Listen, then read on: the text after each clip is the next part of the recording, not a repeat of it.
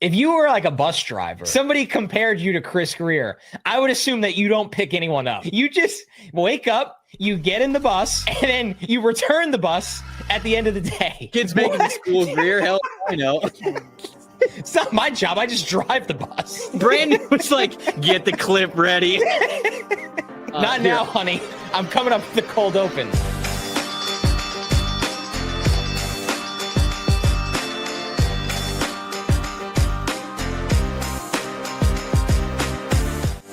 Oh, you knew that was going to be the cold open. You just knew it. Clip farming. Welcome to the NFL Stock Exchange Podcast. I'm Trevor Sikkema. That's the cold open master himself, the chef, Connor Rogers. Actually, the true chef is the one who actually edited that. Right. Cook, of course, our Mr. Cook, our fearless overlord producer. What's up, everybody? Hello to everybody who's in the chat for this episode of Stock Watch here on the program.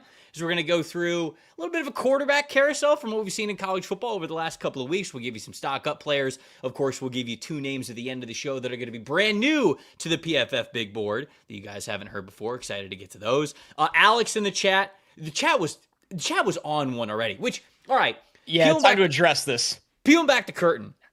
So, as I say every single episode, we start these bad boys at 4:30 p.m. Eastern time. But we open up the chat like 10 minutes early at like 4:15, 4:20. And Connor, our names get drugged through the mud by the addicts who tell us we're late. They say that your house blew up because you put, what was it, an aluminum uncrustable in the microwave. Somebody said that like I was too busy trying to wash my hands in the toilet, so I didn't understand what time it was. You guys are out of control before we start these shows. We need somebody to wrangle you guys in 15 minutes before we go live. Somebody claimed you needed to run a generator to be able to do the podcast in your house. Oh no. It's beautiful. Alex said, giving Trevor one more minute, which was at 4:29, by the way.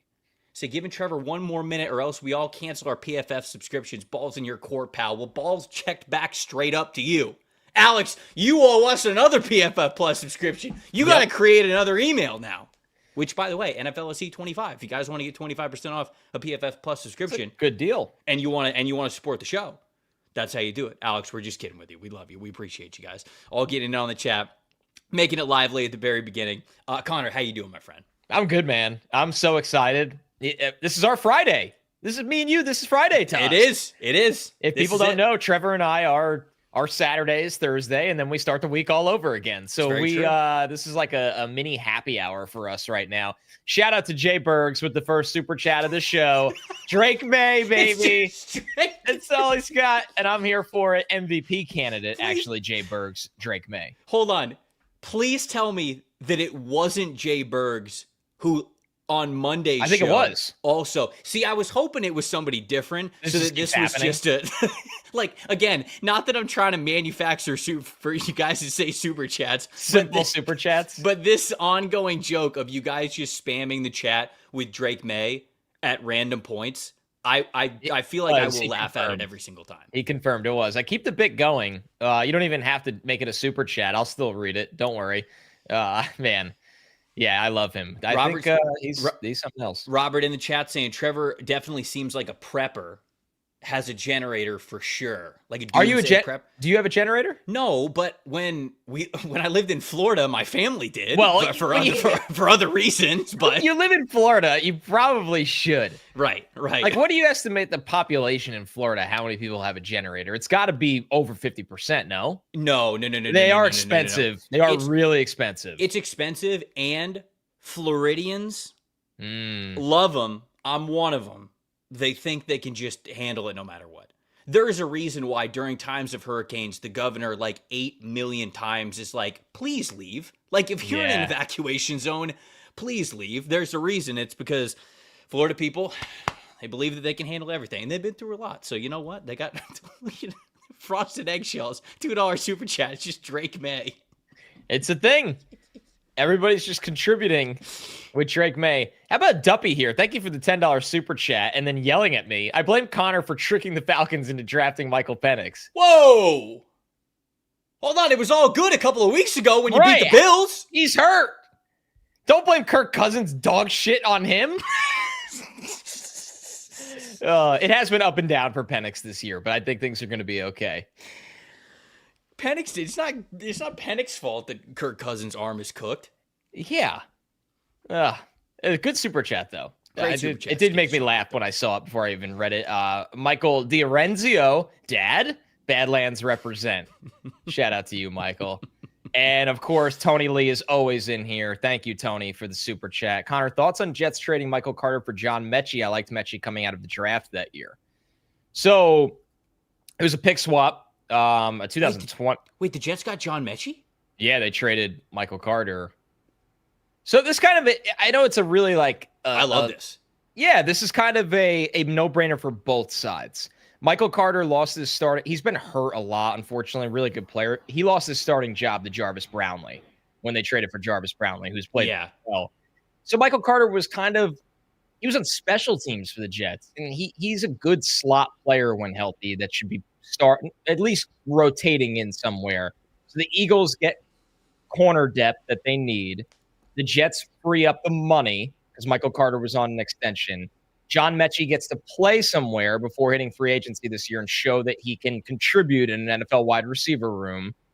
And the Jets turn a 2027 seventh rounder into a sixth rounder, which is what everyone's doing these days. So quiet trade, but one that I think is kind of no risk for either side. I love the deal, especially because it seems like the Jets have made two small trades so far this season. Both of them are upgrades, right? Yeah. You upgraded the position at slot corner, and now Michael Carter becomes somebody who's not playing on a regular basis. And then you move him for a player who I like, John Mechie, coming out of Alabama. And I know he's been through a lot with the cancer diagnosis and having to go through that and coming back and everything. But it also feels like he's just been a player that's kind of been buried on depth charts. And now he actually is going to get the chance to play with the Jets. So I actually like this move a good amount. Sullivan with the $5 super chat said, thoughts on the Aiden Hutchinson extension? I think it's going to be an absolute steal in a couple of years. Yeah, I mean, he's near top of the market. What is he, 25? What do you mean, age? Yeah. Yeah, I mean, I'm not worried about the age at all. But I'm saying that it'll age like wine. Yeah, he doesn't turn 26 till next training camp. Because what's the average number for him? Did he get to 40? Yeah, because it was 4 years, 180 million. So it would have been just north of 40, which I think would have made him the second highest paid. Probably only behind Michael's. Well, no, of course, Micah's deal. Yeah, but so 45 million is the annual average. Okay, Micah was 46.5. Yeah. Damn, man, what a world. I don't know if I would use the word steal, but no, it will be well worth the money as long as he is healthy. So I don't know about steal because he's going to be top of the market for edge rushers, but he will be well worth that money. So he's fantastic. I don't have a vote for this, but I said on Fantasy Football Happy Hour today. You always do as an American, brother. As an American, I do. From the NFL, I don't. But we should. Trevor and I think we should have one show vote for every major award in college and the NFL. We don't have any. We'd like one. I think Aiden Hutchinson should be comeback player of the year right now. He's plus 450. Obviously, Dak and McCaffrey are ahead of him. And Dak's been awesome. McCaffrey's been good. McCaffrey's more high volume than he is very much so. It's actually weird. Who would have expected he's high volume, lower efficiency, but healthy? It's strange. Yeah, and the Niners are all over the place, and we'll get to, somebody was asking about Keion White for the 49ers. We'll get to that in a second. I think I would have it Dak and then Aiden. Yeah, I think that's how it should be. That's how it should be set, but it's like a huge disparity in odds. Yeah. Let's see. $2 super chat from Tino. He just said Jackson Dart, like on the Drake May thing. He just goes Jackson Dart. $5 super chat from Ty. Said, so that's what's been up with Trevor's camera. He thinks he could just tough it out through the generator. Again, Florida. You better believe I can. It's not about anything. Logan. Drake May is the Drake May of Drake Mays. No disagreement. I've never really thought of it like that, but that's actually a pretty good way to encapsulate who Drake May is. I haven't seen better. Here we go. Caden with the $2 super chat says, thoughts on Keion White, trade for my 49ers. So Keion White was a part of the Patriots defensive line rotation going into this season, and really last year before they totally revamped it. It felt like he was the man of promise on that defensive line, and it just feels like he's gotten lost in the shuffle. And I don't want to say he got benched. Phased out is how I would say. Phased out is probably a better way to say it. It's a good bet for the Niners because I do think that he's a player who could be a little bit versatile for you and play inside out. He can play pretty strong at the point of attack, and we know that Saleh doesn't like to go away from the 4-down defensive lineman thing. Right. Now, is he ever going to blossom into the pass rusher that you want him to be? I'm not so sure how much he helps that part of the Niners equation, because if he was a good pass rusher, the Patriots wouldn't have traded him. So that's sort of where I'm at with my thoughts on it. But I don't hate it for where he's going, again, because Saleh likes to have 4-down defensive linemen at all times in all situations. And Keion White is somebody who has the body type and the strength to be able to be a versatile pass rusher or run defender for you in basically any situation. So that's my thoughts there. Yeah, I'd like to see Saleh use him rush from the interior in their NASCAR package. I think that'd be the best move for Keion White. So it's a very low risk move for a Niners front that they need help badly. Okay. I see a lot of the other super chats. We're going to get to them at different points throughout the show, but let's dig into the stock watch portion of the show that we have here. As we always start out with these episodes, let's do a little quarterback carousel. And Connor, I will give you the floor. Who do you want to bring up here as the first quarterback that we're talking about here on today's episode? This one's for you, partner. It's time to talk about Connor Weigman. This bud's for you, baby. This bud is for you. Connor Let's Weigman, go, man. He's back. He's so back. He's back. QB1. He's back. He's a little back. And by a little back, I mean he is back to being some caliber of an NFL quarterback prospect. And the good thing for Weigman is never wrong, just early. That's exactly right. Never, ever wrong. Just really early. You were really early on this one. That's true. Yeah. Is that he doesn't have to declare this year. He has another year of eligibility if he wants to go back to Houston and continue this growth. And as you see right there, his worst game was against Texas Tech, where they got blown out and they could not pass protect. Everybody's worst game is against Texas Tech. Tech. What a coincidence, right? It's like going out and buying a pass rush just turns things around for you. Texas Tech is a wagon. When we get to our final scouting evals, I wonder if you and I as a show are just going to come to the conclusion of like, yeah, just draft a Texas Tech defensive line. Like it doesn't really, we don't have to overcomplicate this. Yeah. We don't have to nitpick it. Just draft it. Because like Skylar Gill-Howard on the interior as well, along with Romello Height and David Bailey. I wonder if it's just we come to that conclusion. But anyways, keep going about Connor.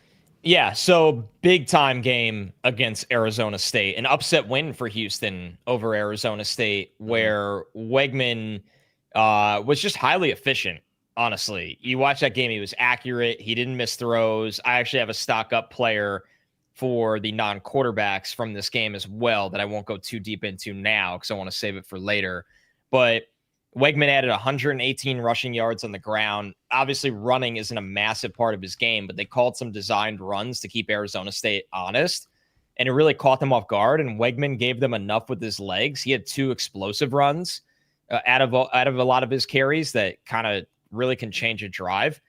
And what stands out to me beyond this game, Trevor, you watched the Week 7 game against Oklahoma State where he had 5 big-time throws. Yeah. The big-time arm talent is still there for this guy to rip the ball around the field, drive the ball outside the numbers, drive the ball down the sideline, hit the deep ball. So I still think he's struggling under pressure where he just looks a little overwhelmed when the protection's not right. But I think his trajectory is really pointing back upwards because I thought he played such a smart and efficient game against Arizona State. And I think he's just been getting, besides the Texas Tech game, he's been getting better this year gradually. Yeah, and I think that even all jokes aside, sort of going back to when he was my preseason QB1 going into last year, you know, you watch the very small sample size. And the reason why I wanted to buy into him is 2 things. One, I thought he had NFL caliber arm talent, which you mentioned there. We're seeing that more on a regular basis, and we're reminded that he has that, especially with the baseball background. And then 2, in that small sample size, boy, it's 2 years ago now.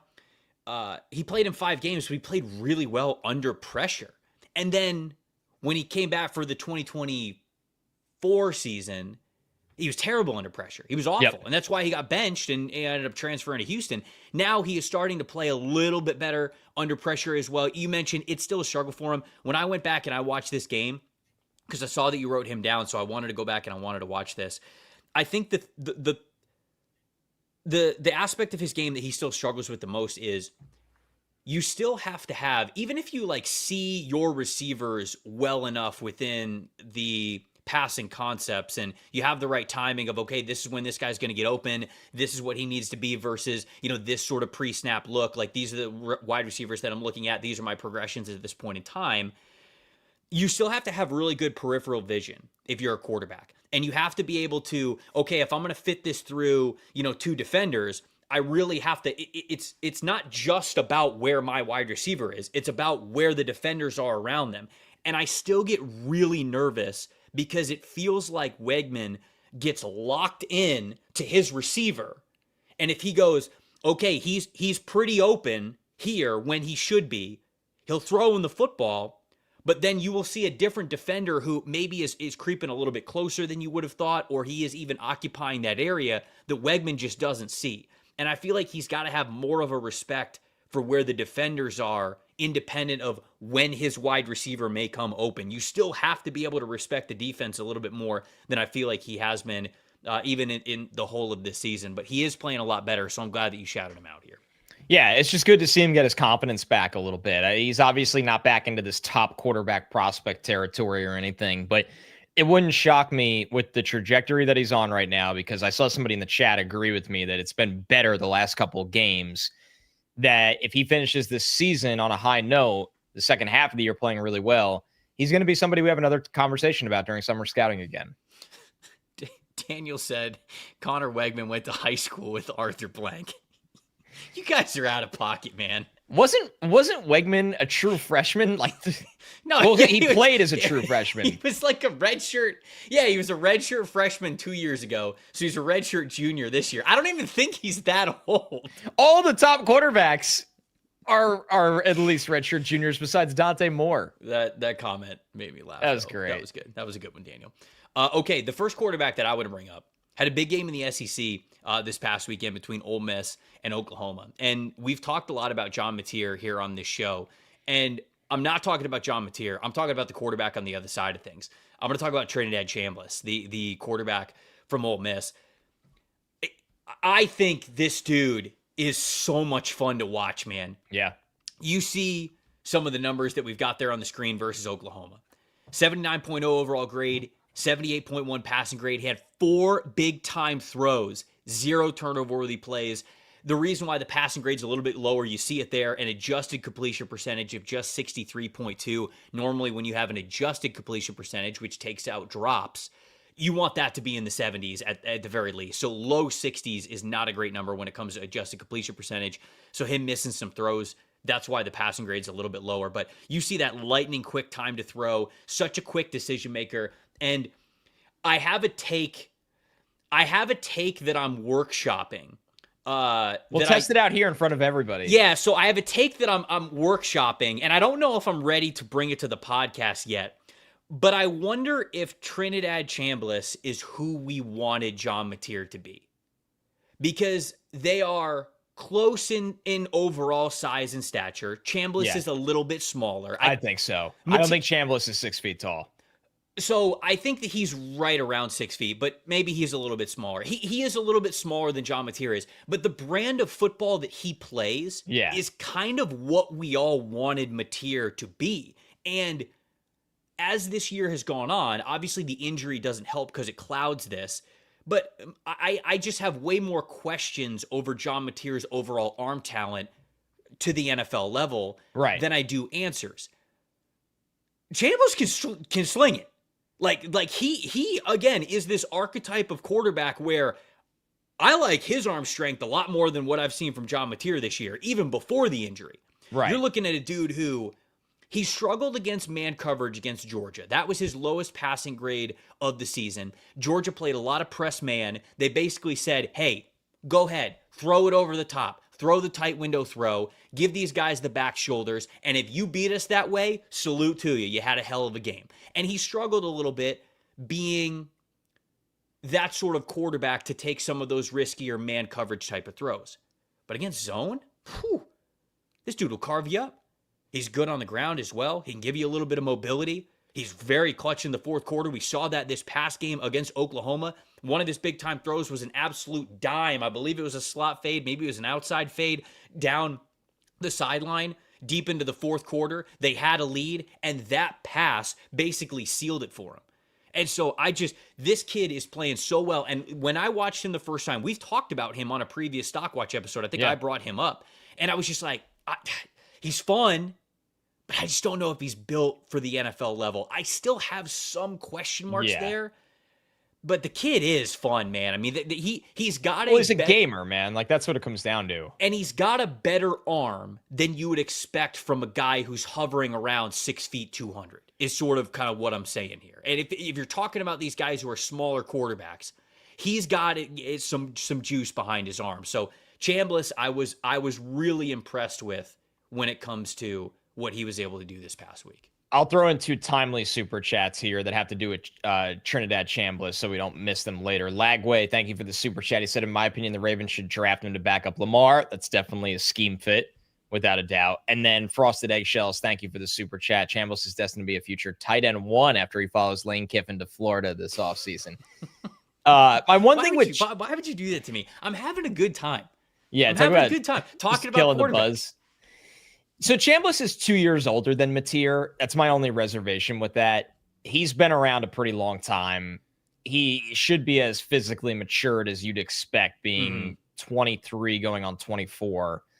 I think he's a really fun college player. I haven't done the full eval on tape to tell you how I view him from an NFL projection. I feel like I watch this guy more than anyone because I feel like I'm constantly watching Ole Miss every weekend, because they're just in really fun game scripts, and I like their tight end, Daquan Wright, a lot. So, yeah, I'm curious what the tape will show me as a prospect. I agree with you, though. I just really worry about the build. Yep. Like, I think there are physical limitations. He is absolutely on the smaller side, and you have to take that with a grain of salt. And I'm not even talking about – so when I say that I wonder if he's sort of who we wanted John Mateer to be – I'm not saying that from like a number 1 overall pick, top 10 overall pick type of standpoint. I just mean the style in which a lot of people fell in love with John Mateer. I actually think this dude's doing it better. Not that he's going to get drafted ahead of Mateer. And at this point in time, guys, I'll be honest, I think Mateer's going back to school. Well, it makes no sense for him right now. I think he's going back to school. I think we're going to get a handful of these guys going back to school. But Trinidad's not. Trinidad's going to be in the draft because I sure don't think he has more eligibility. I don't think so. Yeah, shoot, if he stayed another year, Leonardo DiCaprio wouldn't even be interested in him at that point. So, forget the NFL. But he's just, all that to say, man, big-time game from him. I'm loving what I'm seeing. He's a lot of fun as a prospect in this class. All right, my next quarterback. Yep. I'm trying to finally bring up some players that bring up some questions with them, right? Not just all positives, because we're already almost in November.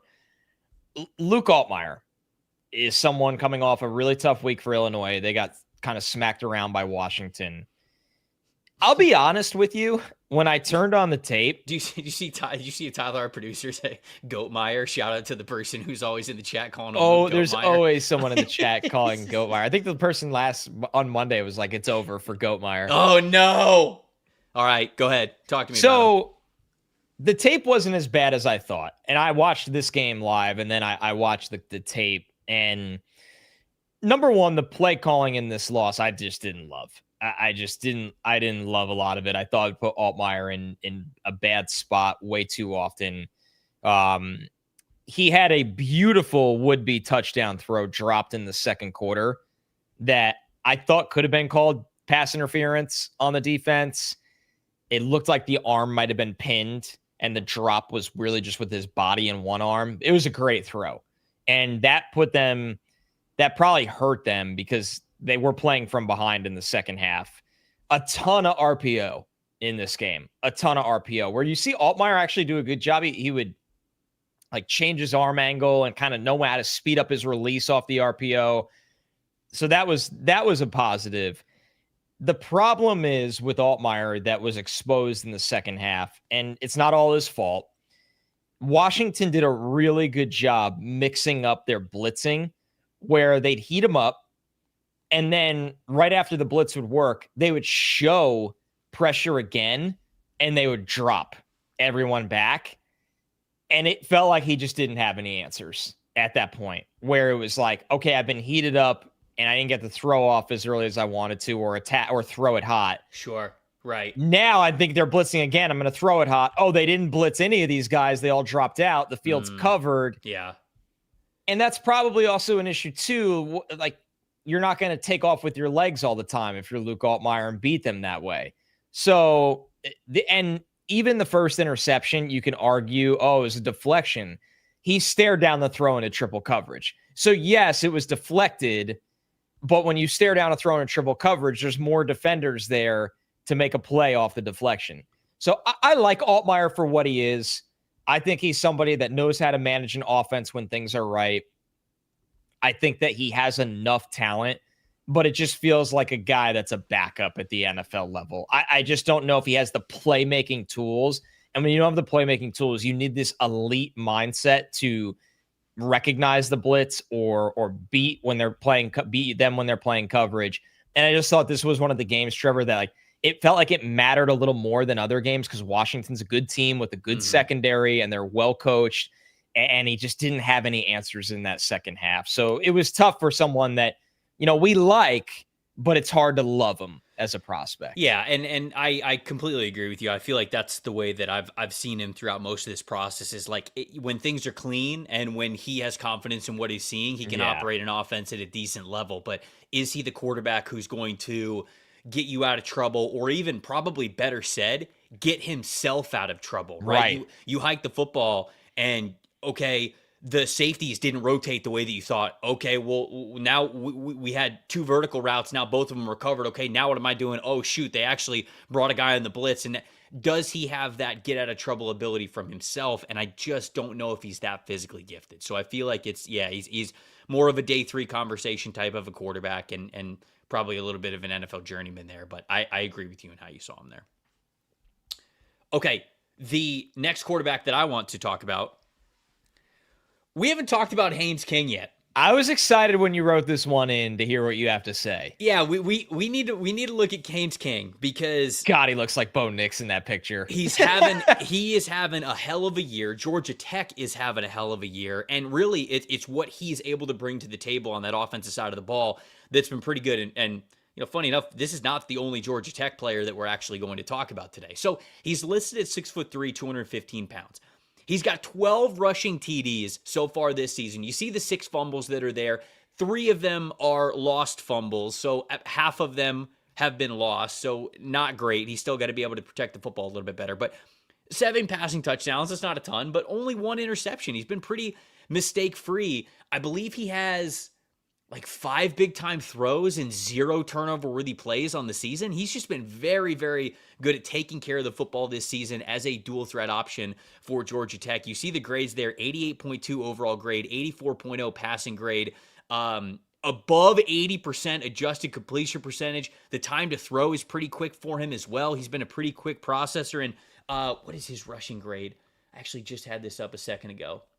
His rushing grade's a 75.1, and he's got over 600 rushing yards. He got 675 rushing yards this season, and almost half of them are after contact. So, look, you can see from the picture alone that we've got on the screen here, I don't know if that's blood on his kneecap. It might be, you know, some red from the paint, but I'm going to say that it's blood on the kneecap, and my guy's playing through it. You can't even tell. No, it's blood of his enemies. It's not his blood. That's a good point. Good point. Yeah. Love it. I am going to stick with that 100%. That is the blood of his enemies. He is high-kneeing defenders everywhere. Now, is it a flag? Only if they call it, baby. So, Haynes King, he started out at Texas A&M, really good athlete. He was billed as this RPO type of dual threat type of quarterback. And to be honest with you guys, he just wasn't as consistent as he needed to be as a passer. When he was at Texas A&M, and even 2 years ago, the first year that he was at Georgia Tech, he had more turnover-worthy plays than he had big-time throws. Like, he was somebody who it was not careful enough. yeah, the good things were cool and the ooh and ah moments were great, but he just was not consistent enough as he needed to be. Now, over the last 2 years, the explosive passing plays have gone down a lot, but he's not really turning the ball over either. He's this true dual threat rushing type of quarterback, and he's operating the offense at a level in which when they have that full backfield threat of he could keep it, he could pitch it, he could hand it off, it could be play action, it could be an RPO, could be a QB power, anything, that's when the defense really starts to get sucked in and the safeties and the linebackers really creep up. It's when you hit it right over the top of them. And that's what Haynes King is really good at this season. He doesn't do it a ton, but I want to recognize the efficiency that he's been able to play with this season. Ultimately, his style is similar to that. I'm not going to say it's the exact same, but I think that when people watch Haynes King this year, they will think of Riley Leonard, maybe, and sort of what Riley Leonard was for Notre Dame as this rushing threat and passer. I don't think he is the caliber of passer that Riley Leonard is, and I don't think that he processes things at a high enough level like Riley Leonard did. And Riley Leonard was a 6th-round pick. Taysom Hill might be the other one, right? I don't think he's built quite like Taysom Hill. You guys got to understand. Go back and watch, and I did this because I wanted to make sure that I was reminded as well. Go watch the Taysom Hill BYU stuff. This dude is thick in the lower half. Oh, yeah. Pause. He's legs, jacked. the glutes, the hamstrings. I mean, when he lowered his shoulder to make contact, and it's the same thing at the NFL level. In fact, I think he's gained more weight at the NFL level because he's leaned into this role. When he puts his shoulder down, there is serious leg drive behind it.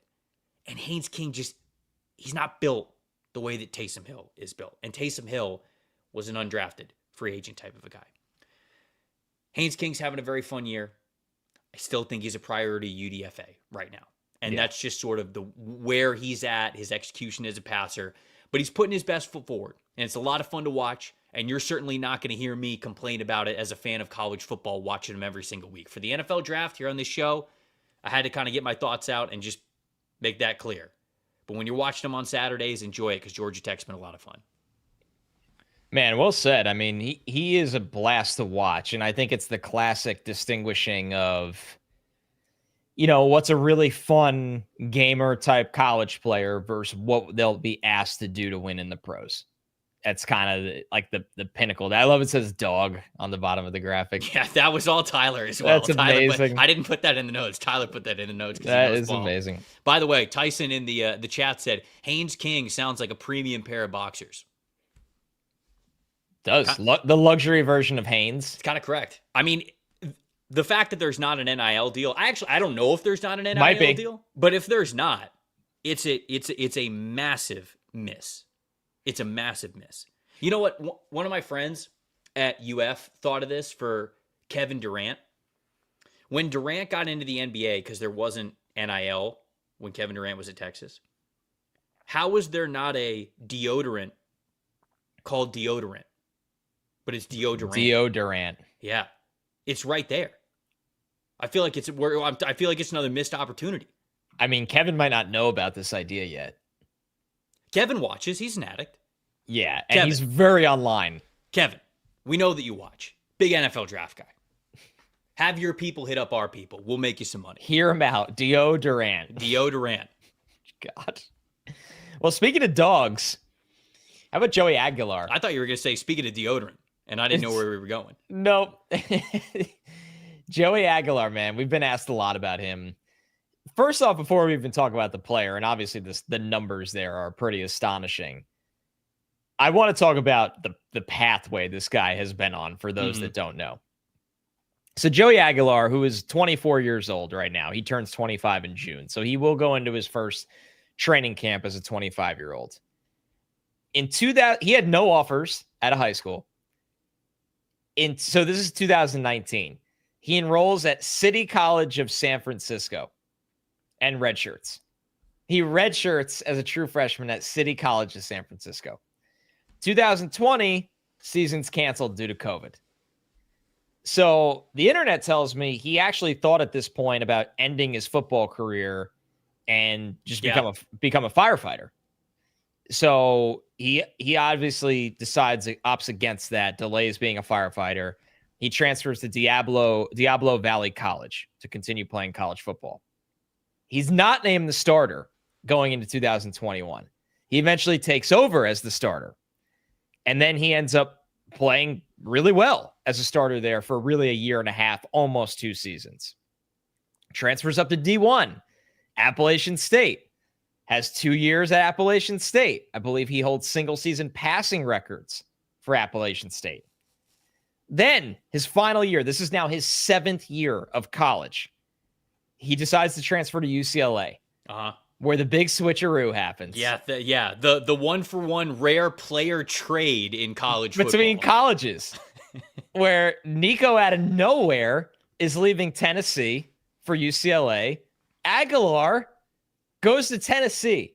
What are the odds a kid at a high school with no offers that was studying to be a firefighter at the City College of San Francisco, where he was a redshirt and then his season was canceled from the COVID-19 pandemic, ends up 5 years later as the starting quarterback for a raging hot Tennessee team in the SEC?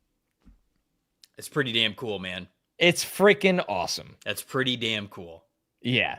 So before we talked about Aguilar as the player, I think it's very important to paint his story of how he got here. Now, as a player, this is someone that's a big play hunter, man. He is. And you got to be in a Josh Heupel offense. You really That's the name of the game. You really do. He's someone that you just watched the Week 9 game against Kentucky. He had 5 big-time throws. He's throwing the ball all over the field, down the field. That was the most he's had in a season. What I like, Trevor, is he's starting to master how to put a lot of air under the ball on the deep throws and allowing the receivers to go find it. And it's not as easy as people think. You know, it's not a moon ball because there's only one guy that really throws up the moon ball. But there's I don't know. Did you watch Sam Levitt versus okay. What was it, Texas Tech? Whatever it was, where I mean, if you didn't watch that from a couple of weeks ago, please just go back and watch it. Sam Levitt in general likes the moon ball. It's his moon ball of all moon. He has like 8 of them. It's crazy. Anyways, keep going. No, that's right. Yeah, that's a great call. Sam Levitt does throw the ball, puts a ton of air under the ball. It's like a hot air balloon. I can't quit the man. I can't commit to the man either. You won't. I feel like you're so close to letting go. I can't commit to the man, but I can't quit the man.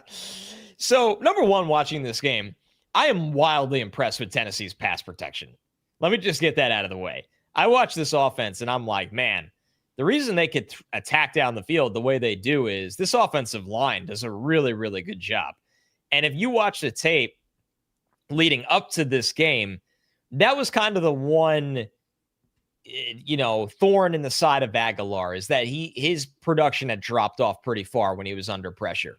But against Kentucky, he hung in there and fired the ball down the field and took some big shots, which I hadn't seen a ton of that yet, where he was successfully pushing the ball down the field while pressure was in his face. So that was a big jump in this game.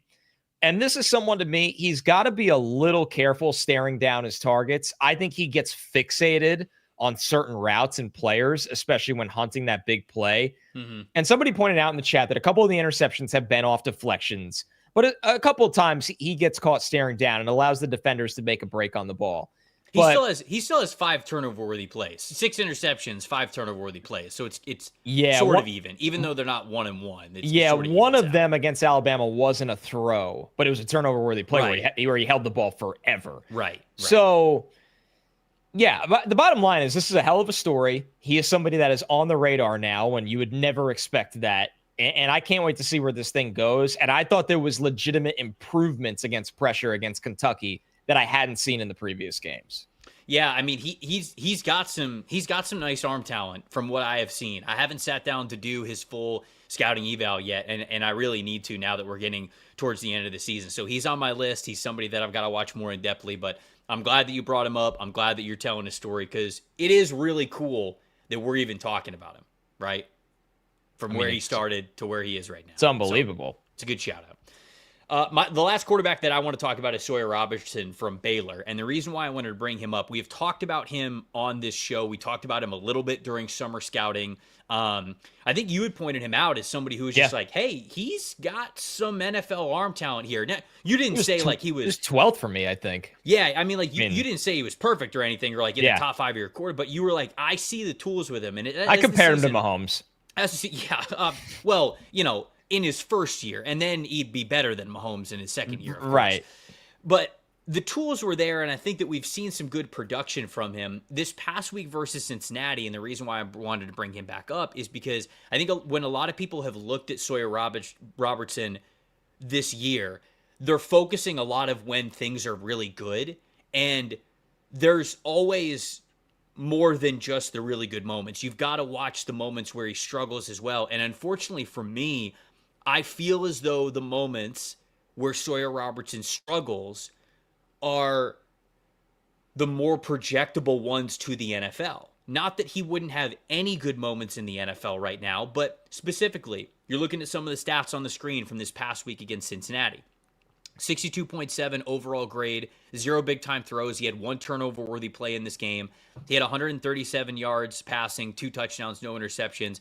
69.2 adjusted completion percentage, 2 sacks taken, time to throw of 2.64. The numbers aren't terrible there within themselves from that game, but when you go back and you watch that game along with a handful of others that he has played this season, the consistency in which he plays and the ball placement and the accuracy, Connor, I just don't think is there yet. And he's got one of the lower adjusted completion percentage of the quarterbacks that we talk about for the 2026 draft class. And I'm trying to, when I watch Sawyer Robertson, I always try to watch him and I go, okay, why are you missing? Like, do you just need to work on touch passes? Do you need to work on sideline passes? Is it the shorter passes? Maybe the in rhythm throws versus zone versus man? And unfortunately, I come away from watching a couple of his games this year going, I don't have a consistent thing to point to, and I wish I did. I wish there was something specific that I could point to, one of those categories that I named where I go, okay, well, if you fix this, if we really work on this, the rest of it is there. But I've seen him just miss wide receivers in a multitude of ways. Sometimes it's due to technique. Sometimes he's just putting too much air underneath passes. Sometimes he's firing in there too fast. Sometimes he doesn't want to put the ball where he needs to against tight man coverage. Now, there are other times where he completes passes of all of those categories, but to me, he's too inconsistent as a player right now. And that's really what the story is for me with Sawyer Robertson. If you were to take him and plop him into the NFL, I just don't think that an NFL team would really give him a chance because he's not consistent enough in a lot of different areas. So that's where I am with him. Still a guy who has potential NFL tools, like you had mentioned when we went over summer scouting, but the inconsistencies of why I was a little bit lower on him than you were, to me, still exist this season, even though he's having a lot more production success than he has in years past. Yeah, he is somebody that you look at him and you see his best throws and you're like, okay, there should be something here. Ideal size and frame and arm strength. But I'm with you that it just hasn't all come together. And I feel like a decent amount of it is play speed and seeing the field. Could be. Especially when you look at the average depth of target, knowing he has the big arm to not be playing that way. But yeah, I expected a little more from him this year, admittedly, and haven't seen that jump yet. Before we go on to the next positions, Bork said Trevor is going so hard, giving great insight, and we're just in the chat talking about renaming the guy. And as I'm like scrolling up, that's all it is. Bork said should have named him Ryder Robertson or Bullrush McDoom Robertson. And then Anthony said Bullrush Robertson is a first-round pick. Yeah, I think so. Andrew said Gunner Robertson would be absolutely elite. That's why I need to actually watch Gunner Stockton, because holy hell, Gunner Stockton's an incredible quarterback name. An all-timer. Anthony said Gunner McDoom is greater than Tom Brady. McDoom is really generating real life on this show lately. Will said Huckleberry Robertson. This is ridiculous. Andrew Doc Robertson. You guys these are great. Doc Robertson. Doc Robertson is really good. We actually on this show might need to start a grassroots movement to give Robertson the nickname Doc. How long has he been in college? I think 4 years. I think this is his senior year. If we can get one more year out of him, we might be able to stretch out the nickname Doc as if he's going for his doctorate degree because he's been there so long. Build up the hype for it all summer. Because Doc Robertson, that hits. I could absolutely see Rich Eisen, day 2 of the NFL draft on the NFL desk. This name gets announced and he goes, all right, DJ, Doc Robertson from Baylor. Talk to me about him. And then DJ goes off, bringing the strength and the weaknesses. Like, he does a great job always with all these prospects. But I could see that. Did I ever tell you on my Mets podcast how we accidentally manufactured a fake nickname that got all the way to the broadcast?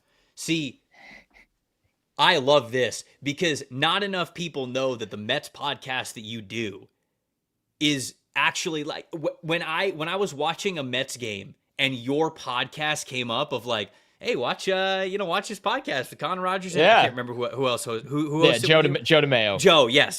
So it's like, oh yeah, watch it with Connor and Joe. Like I was like, I was the Leo meme. I'm just like pointing at my TV. Yeah. Okay, tell us the story. So yeah, this reminded me and why I think we can make this happen with Doc Robertson. Okay. So when the Mets drafted a couple years ago, and not in the first 2 rounds, he was an under the radar pick. Nolan McLean was the player's name from Oklahoma State. So McLean in college was a hitter and a pitcher. So we're like, oh, sick, like a two-way player. This is awesome. So I came up with the nickname with my co-host Joe. Let's call him Cowboy Ohtani because he played for Oklahoma State, the Cowboys. Oh my gosh. And he could be our Ohtani. And the Mets, when they drafted him, were like, we're going to let him do both in the minor leagues and see what happens. So for a while, they let him do both. So long story short, Nolan McLean eventually focuses only on hit plenty of home runs in the minors, but eventually focuses on pitching. And out of nowhere this year, he becomes the top pitching prospect in the Mets system. And Nolan McLean gets called up to save the Mets in like August. So, and we had Nolan on the podcast when he was in the minors. He's a super cool dude. We told him about the nickname. He like totally approved of it, but clearly nobody had called him that in his life. We were just messing around and he's like, oh, I like the nickname. And that was that. It was like no big deal. Right. So at the press conference, somebody in the media asked Carlos Mendoza, the Mets manager, after they called up McLean, like jokingly about him hitting too. And they're like, he was called in college the Cowboy Ohtani. He was not called the Cowboy Ohtani ever. Like that's not the nickname. You're duping America with your tomfoolery. It was a stupid nickname we came up with on the podcast that we liked because it gave a prospect that wasn't a first rounder, didn't have a ton of hype, like a lot of life. And our audience like loved following Cowboy Ohtani. Did he hit a home run this week or did he strike out 9 people? And little did we know, and we liked him, but we didn't think he was that like amazing. He ends up now he's the ace of the Mets. He's phenomenal. He came up, he was lights out, he's unbelievable. But during the broadcast a couple of times, they referenced Cowboy Ohtani. That's because they heard it in the presser as well. So it just kept generating new life. And it's not anything anyone called him in college. It was a stupid podcast bit. And that goes to show you nicknames can go very, very far from conversations like this. And we're going to make it happen with Doc Robertson. You have now empowered me and this podcast to manifest as many nicknames as possible.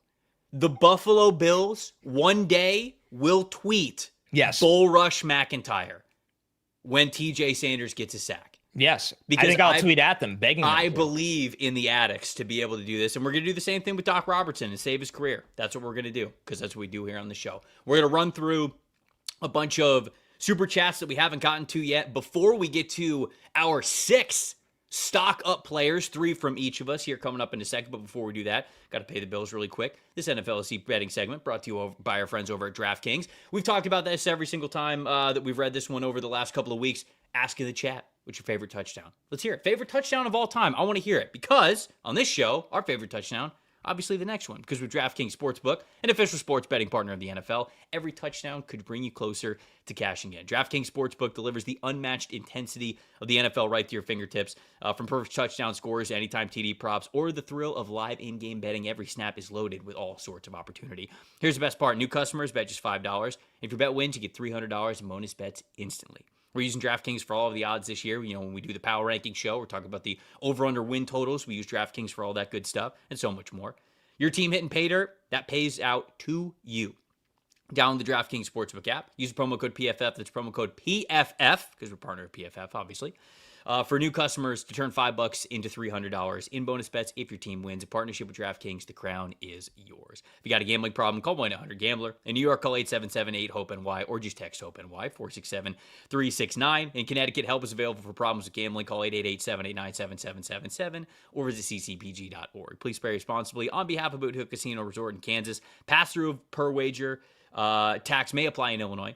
21 plus age and eligibility varies by jurisdiction. Void in Ontario. Bet must win to receive bonus bets, which expire in 7 days. Minimum odds required. For additional terms and responsible gambling resources, visit dkng.co/audio. And this is a limited time offer. All right, Super Chats. You want to run through them? Let's go. Let's ping pong them. Okay. You first for me. Michael Garden, thank you for the Super Chat. Real addicts remember all trick estimate. Always and forever. Yeah, of course. Have to. Cappy, $5 Super Chat. Love you. Appreciate you. On a scale of 1 to 10, how likely is it that Iowa will beat Oregon? Shout out offensive coordinator Tim Lester. What's the spread going to be for that game? I checked. It doesn't exist yet, but it's not good. I have no idea. I already looked. What's the likelihood?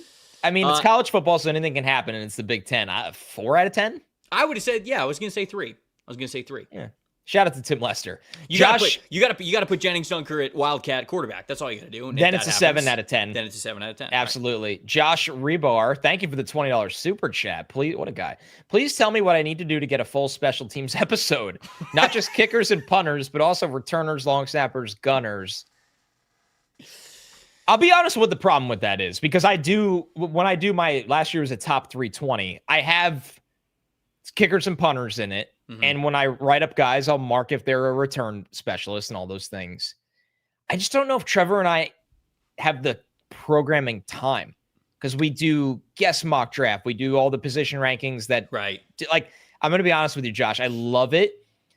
And this is a good time to remind everybody to please help the show. Please subscribe to the show. Thank you. Please. And thank you so much because then we could even maybe consider doing stuff like this. Right. I worry if enough people would want it.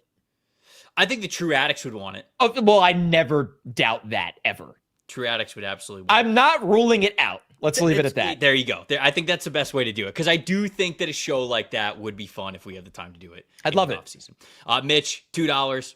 Love you. Thank you so much. We appreciate the Super Chat. Said, love from the UK. Where is Kiffin next season? You want my honest answer? Florida. Ole Miss. I know he's going to be at Ole Miss. I don't think he's leaving. You can't let him go. I don't think he's leaving. And I don't think, look, LSU's going to pay him more money. Florida's going to pay him more money. But as long as it gets him a raise at Ole Miss, man, you could have a statue outside of that stadium if you stay at Ole Miss. Stay at Ole Miss, man. As a Florida fan, it pains me to say this, but like chasing the next big contract job somewhere else where you could just fail in 3 years and it's not a great spot, it's overrated, man. You get paid a crap ton of money anyway. Stay somewhere, build a legacy. And from Lane's entire coaching career from the NFL to college would be a cool way for him to kind of just stick around in the spotlight in college football. I say Ole Miss. But would it not be funny if he goes to LSU to coach his daughter's boyfriend?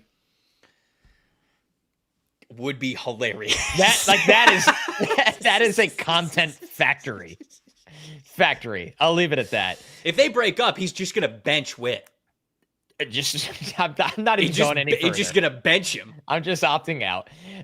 Kyle Cope, thank you for the $10 super chat, buddy. Need a GoFundMe for a new mic and camera for Trevor. This has to be a running joke, right? Because you look and sound fine today. Thank you. Look, I'm gonna be honest. Hasn't been the best year in terms of a camera and mic. I'll keep it a buck. Hasn't been perfect. We're getting better every week. That's right. That's all we you can appreciate ask the $10 super chat. Alexander Peterson, thank you for the super chat. Tyler Shuck, sure. See what he's got. Sullivan, $2 super chat. Just Roy Lopez. I love it. Kurt with the $10 super chat. Leroy Jenkins. Leroy Jenkins. Aiden Goldstein, thank you for the $15 super chat. Speaking of Connor Weigman, what is Tanner Koziol's ceiling? Remember I said there's a player I didn't want to spill the details on during Weigman's time because he's a stock up for me. It's Tanner Koziol, so we are going to get there, Aiden. Okay. Shoot, I lost my place. Adam Heath, $20 super chat. Thank you, Adam. Just $20 super chat. We love you. We appreciate it. Not even. I'm just going to assume it was Drake May. That's what the text would have been. We're just going to assume this is Drake May. Kyle, $5 super chat. This is the last one that we'll read, and then we'll get to the stock up guys. I know he isn't draft eligible, but thoughts on Bryce Underwood? I feel like I watched him at the beginning of the year and like insanely gifted and talented dude.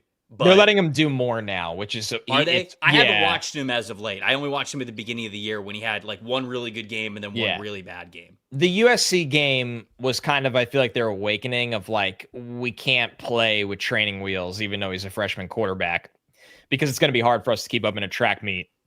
His talent's unbelievable. It really is. I mean, you have to always keep in mind that he's still a true freshman, but the way he could play from the pocket has really impressed me, honestly. Really impressed me. All right. Love to hear it. All right, who else has impressed you? Give me your first stock up. Oh, yeah, look at that transition. A true pro's pro. How about Denzel Boston, the wide receiver from Washington that just devoured, and I mean devoured, the Illinois defense. And with Denzel Boston, who's a bigger wide receiver, he's 6'4", he's about 210 pounds.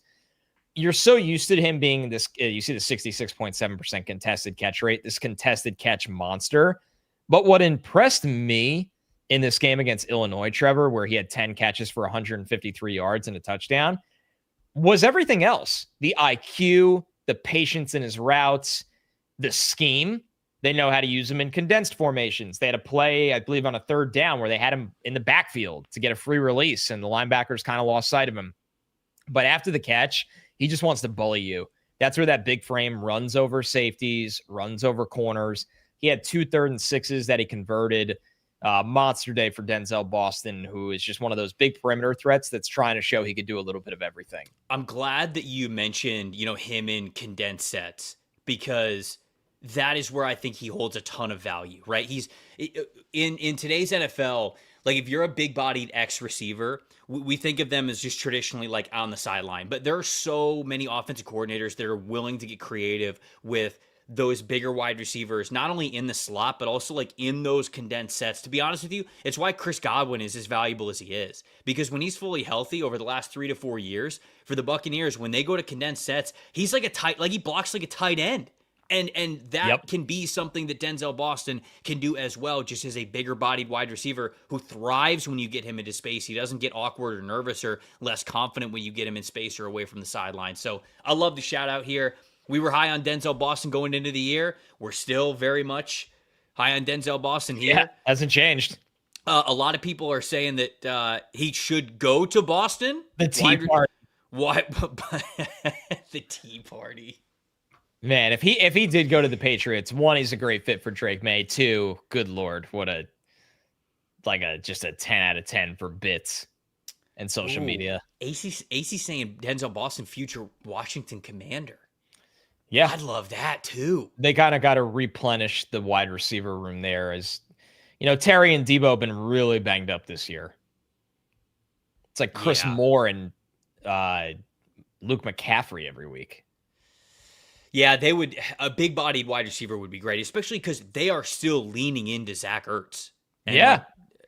Jaden in Boston would be dynamite. Awesome. Dynamite. Yeah, they really would. Yep. Who do you got? My first stock-up guy, I've talked about him here on this show. I'm going to keep talking about him. He's my second favorite safety in the class.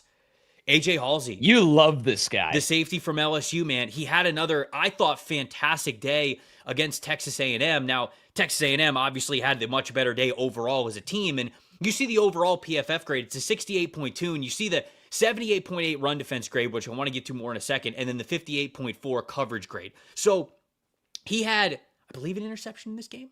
I think he had an interception. I feel like he has one every week, every time we talk about him. I got to double check. But the reason why his coverage grade is lower is because I went back and I watched all of his coverage reps. There's a handful of plays where, yeah, it's like it's in his zone. Technically, it is his fault, but like it's tough plays. Like it's plays where Texas A&M called a really good play to pick on him and another defender specifically. And like not just because they're not good, but because of where they were aligned and how the coverage was.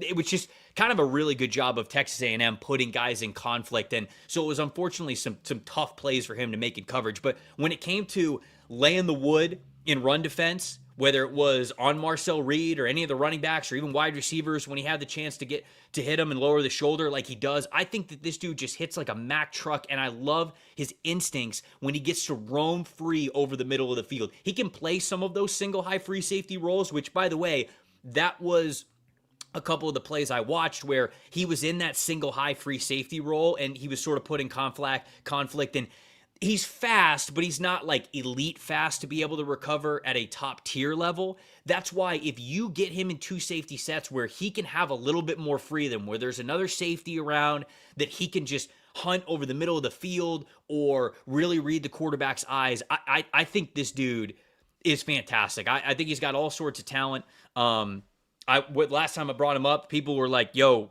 Houston, we miss him. He was awesome, and I think that he's one of the best defenders that LSU has, which I think is really saying something. So AJ Haulcy's my dude, man. I really do think that he could be a top 50 player for me when it's all said and done. Yeah, you've been banging the table for this guy for a while now, and for good reason. Just how complete of a game he's been playing here, and you love seeing the versatile snap counts as well, especially in today's NFL, man. Like you don't see a lot of teams that have, hey, this is our free safety, and hey, this is our box safety. And, it's just guys are just being rotated around like crazy, especially with all the injuries.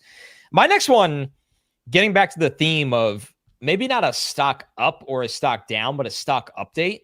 We haven't had a conversation since the summer about Max Llewellyn, the edge rusher from Iowa. So I figured it was a good time to catch up on him as you see the very positive pass rush grade. That is the name of the game for Max Llewellyn. 16.5% pass rush win rate.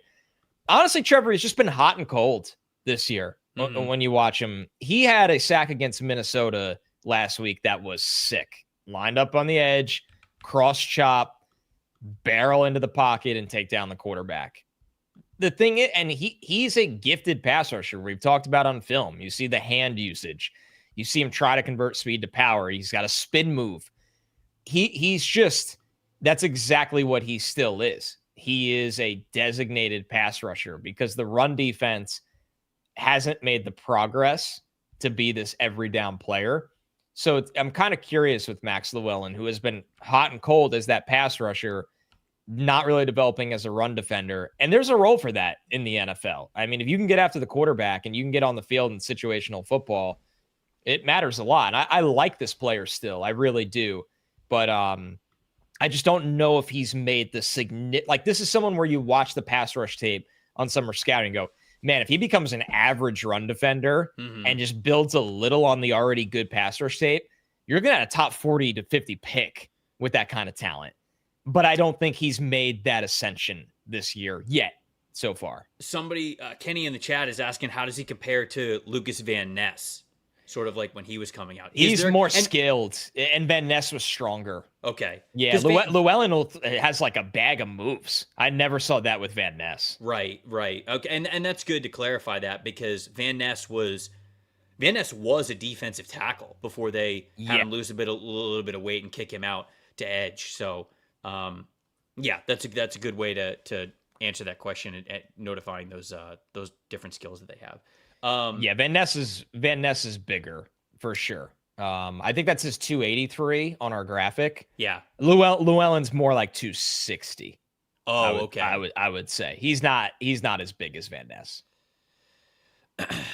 Move $5 super chat says, glad to see Trevor finally took his mic off power saving mode and the camera off 10 FPS mode. Looking good, champ. Yeah, appreciate it, champ. Thanks, champ. Buddy. Pal. Yeah, pal. Guy. Appreciate sport. What one really pisses you off when someone in public like hits you with one of those? Is there one that really bothers if anybody you? non-ironically hit me with a champ, Moof, I know that you're just joking. I'm not. No, I'm not calling you out. I'm loving this move. No, it's fun. This is actually that your comment was actually funny. But if somebody unironically hit me with like a champ, like in person, I think I'd be floored. I think I wouldn't know what. I think I might laugh at them. I wouldn't know what Chief. to do. Buddy, Chief, like. Big guy is not great. Big guy's not great. Yeah, big guy's not great because again, if they're saying this unironically, then obviously they're calling you out. I see a big dog in there, and I'm not gonna lie. Sometimes I call people that, but I think it's funny. But maybe it's not. Maybe no one's laughing with me. I think the Tiger Woods meme That's has why revolutionized big dog. Big dog is funny. Kiddo. Oh man. I think if you say buddy with enough attitude, yeah, buddy's dependent on tone. That one sucks. If you know that somebody's giving you attitude buddy, and pal. they say but right, exactly. Yeah, I'd hit him with the South Park line and see if they knew what to do with it. I'm not your buddy, guy. Yeah, exactly. All right. Yeah, we got some good ones. Little bro, obviously, yeah. I mean, if somebody hits you with a little bro in public, they just need to they need to grow up. You have permission to fight. Yeah, I'd hit him with like I'll pray for you, kind of a thing. If they hit me with a little bro, see what happens after that. Okay. Niki Prongos, have you watched this guy, the offensive tackle from Stanford? Although I did watch their most recent game, but I didn't watch his tape. Look at Tyler. Look at Tyler with the image, just like the full graphic here for Niki Prongos. So, all right, yeah. The background for him, I don't want to say that it's similar to Joey Aguilar, but it's worth mentioning, like Joey Aguilar's was. So Niki Prongos, the offensive tackle from Stanford, 0-star. Count them. Good name. 0-star interior offensive lineman in the 2022 recruiting class from the state of California. He only played baseball, outfielder and first baseman, by the way, and basketball most of his entire high school career. He did not play football until his senior year of high school, in which he played tight end, defensive end, and offensive tackle for 3 games before tearing his ACL. Okay? That was his prep football resume. That is all he had to work with. And yet he wanted to pursue football over baseball and basketball still. He walked on at UCLA. They gave him a walk-on opportunity. Redshirted his first year. I think he barely played his second year, but he worked to the point where he was on scholarship his second year. And then he transferred to Stanford. And then, did he start last year? I think last year was a situation where he was on the team and then kind of became a starter towards the end of the season, if I'm remembering this correctly. And now he's starting for the first time as a full-time starter this year. He's 6'7", 315 pounds. So when you look at his numbers right now, they're not going to jump off the screen at you. 66.3 overall grade. He's allowed 4 sacks, 4 quarterback hits, 4 hurries this season. 62.5 run blocking grade. 66.7 pass blocking grade on true pass sets. And then against Miami, we see there, Miami's got some good edge rushers. Akeem Mesidor, obviously Ruben May Jr. 54.3 overall grade that we had this past week. Connor, I love this dude. Really? I think the potential is through the roof for him. I'm trying to not get ahead of myself because obviously the grades are what they are for a reason. He is still working on really understanding how to counter pass rush moves. He's still working on exactly like how many steps it needs to take to 45 set against somebody that's going to attack his outside shoulder. How do I, where do my hands land if somebody's, trying to get an inside move on me? Am I hitting them with the outside or the inside hand? When he's run blocking, sustaining those run blocks, getting his hands in the right spot to where he could really fight and continue to keep guys between his shoulder pads as he is driving his legs and moving them off the ball. The consistency parts of his game still need work. But this dude has what it takes to play in the NFL. His posture is great. The power and the size that he has in his lower half is NFL caliber. His footwork is so fast. He explodes off the ball. He gives you so much speed, the power when he is getting into his bull rushes. Or, sorry, not his bull rushes, but his run blocking, especially on downhill run blocking schemes. And when it comes to pass protection, the hands, they're up, they're strong, they're fast. The footwork, again, is fast. It's balanced. He can anchor so quickly. He's got really strong grip to him. And you just look at this dude, and he looks the part of an NFL offensive tackle. The consistency is not quite there for him. But, Connor, I know that you go through this because you watch the Jets and you watch these college prospects. There are times when, during the week, I'll go from, like, watching a prospect and watching a lot of college for a couple of hours or whatever, and then I'll be like, oh, yeah, I need to study for the PFF NFL show tomorrow, whatever. I'll flip on NFL tape, and I'll go, whoa, okay. That's way faster. Yeah, like, it just, everything is just going so much faster. This dude plays at NFL speed with NFL strength and an NFL body type, and when it looks good for him, he looks starting caliber for an NFL offensive tackle. So an inconsistent player and somebody who hasn't played a lot of football. I know he's a redshirt junior, but I don't think he'll declare. Especially with no high school experience, right. Essentially. But when this guy declares, I think he is. I think he's going to be a starting NFL tackle at some point. I really do. Man, I like it. This is somebody I have not watched yet, and I like that you vouched for the traits despite the grades. Because it's a good point how important, especially a tackle, and honestly, 66.7 on true pass set for a guy as raw as him is pretty good. Yeah. That's evaluating tackle is just so different, man. Like there's just only so many guys that are built that way and can move that way, and then be as smart as you have to be to play offensive line. Mm-hmm. So now I want to kind of see go watch him, man. Go turn on his tape and tell me that you're not intrigued about what he could bring to the table. Yeah. I think he's got NFL starting ability. I really do. It's funny with people like that. Sometimes you could watch like 3 pass sets and you're like, oh, I'm kind of. Yes. Yeah. He was one of those dudes where I watched 5 snaps and I go, okay. Yep. And you're like, all right, I know we're watching multiple. We'll fix the rest. Dude. Yeah. But we're in on this. So my last one is somebody that I do remember you bringing up in Tanner Koziol, the tight end out of Houston, who is a mammoth, as you see. Do I really have to say it? 6 foot 7 inches, 250 pounds. The chat's just gonna be. I wish I didn't pick him now, honestly. The receiving grade is what matters here. This guy is just it's ruined. It's ruined. 43 catches, 1 drop. Coming off a massive game against Arizona State in that Houston upset win. He had 7 catches for 100 yards and a touchdown. His body control at his size, he really plays like a wide receiver, but just at ridiculous tight end size. And he's got really good ball skills, really good timing in contested situations. The thing for him, Trevor, is he's such a work in progress on the line of scrimmage. He's upright. You could see right there, he's still filling out and getting stronger because he has once again, a lot, like he could weigh a lot more than this. And you see him, the effort is there on the line of scrimmage. He just can't sustain blocks. And sometimes it's hard for him to land on blocks. He's lean. Yeah. He's very lean. He's very tall. The comp at this point is basically a Rondé Gaston, right? Like that's what you would want him to be.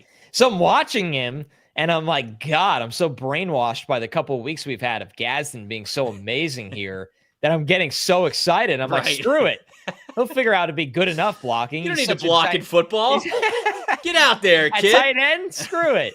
But, man, yeah, Koziol, he's got real receiving, like translatable NFL receiving skills. He really does.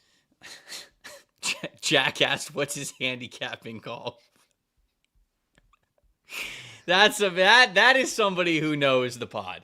That's somebody. Yeah, you really. Now. Jack is here a lot. He gets it. Oh, about the 6'7" thing. Jamie said you guys should take a page out of the college. I'm assuming he means the PFF college show, and just start lying about height to avoid this. Just don't say it. I will. Start next saying time. 6'8" or 6'6". I will. Tanner Koziol, congrats. You are now 6'8". Also, Oz in the chat saying, I've got a new penny offensive tackle. Just came across my desk. Goes by the name of, quote, Prongos International. Currently making pass blocking moves with huge NFL applications. Very limited downside here. Again, new penny offensive tackle. We appreciate you. Oh, that's amazing. All right. I'm going to hopefully say his last name correctly. Cade Uluave.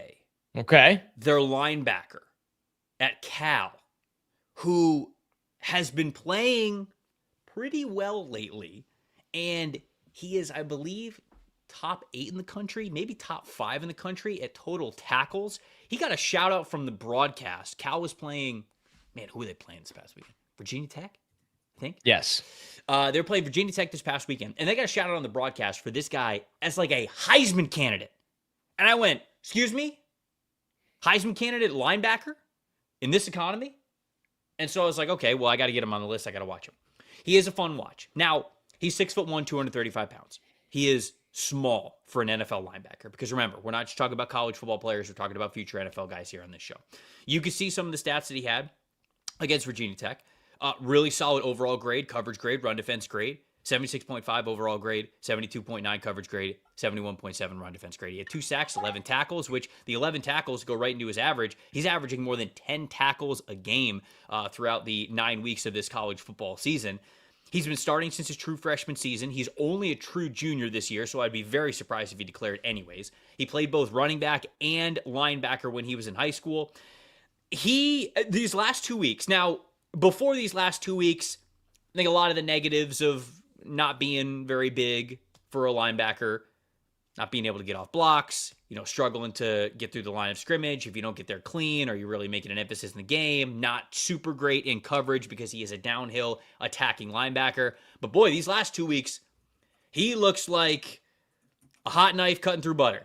Like he is sifting through the line of scrimmage very, very well. It's like, you know how in the last couple of iterations of the Flash in the Justice League movies where when he, starts to go fast, it's not necessarily him going fast, it's everybody else going super slow. That's how I feel like he has played over the last couple of weeks. When he's been able to get into the backfield, tackle running backs, get to the quarterback, all of that. So as a pass rusher and as somebody who is consistently rallying to the ball, he just doesn't have a lot of missed tackles. He plays with a ton of energy.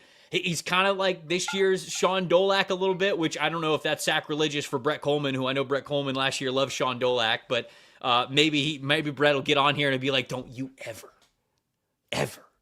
compare anybody to Sean Dolac. Maybe I'll get that from him, but I felt it was a similar vibe watching the last 2 games from him.